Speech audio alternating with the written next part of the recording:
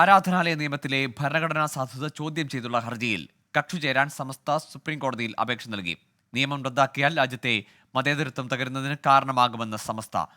അച്യുതൻ നൽകും വിശദാംശങ്ങൾ. ഡൽഹിയിൽ നിന്ന് അച്യുതൻ, കേസുമായി ബന്ധപ്പെട്ട ബെഞ്ചൊക്കെ കഴിഞ്ഞ ദിവസങ്ങളിൽ രൂപീകരിച്ചതാണ്.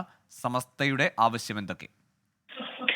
ഗോകുൽ, ഈ വരുന്ന വ്യാഴാഴ്ചയാണ് ഈ ആരാധനാലയ നിയമത്തിലെ ഭരണഘടനാ സാധുത ചോദ്യം ചെയ്തുള്ള ഹർജി സുപ്രീം കോടതിയുടെ പ്രത്യേക ബെഞ്ച് പരിഗണിക്കാനിരിക്കുന്നത്. ഈ ഒരു സാഹചര്യത്തിലാണ് ഇപ്പോൾ സമസ്ത ഈ കേസിൽ കക്ഷി ചേരാനായിട്ടുള്ള അപേക്ഷ നൽകിയിരിക്കുന്നത്. ഇന്നലെ CPM-ഉം കക്ഷി ചേരാനുള്ള അപേക്ഷ നൽകിയിരുന്നു. മാത്രമല്ല മുസ്ലിം ലീഗും ഇതിൽ കക്ഷി ചേരാനായുള്ള തയ്യാറെടുപ്പുകൾ നടത്തുകയാണ്.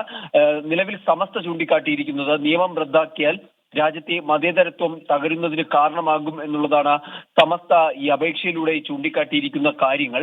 എന്തായാലും ഈ നിലവിലിപ്പോൾ സുപ്രീം കോടതിക്ക് മുൻപിലുള്ള ഹർജികൾ അത് ഈ ആരാധനാലയ നിയമത്തെ ചോദ്യം ചെയ്തുള്ള ഹർജികളാണ്.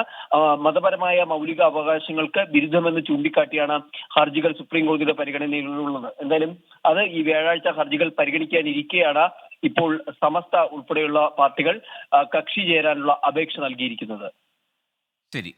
ആരാധനാലയ നിയമവുമായി ബന്ധപ്പെട്ടുള്ള ഹർജികൾ സുപ്രധാനമായ കേസാണ്. അതിലെ ഹർജിയിൽ കക്ഷി ചേരാനാണ് ഇപ്പോൾ സമസ്തയും അപേക്ഷ നൽകിയിരിക്കുന്നത്.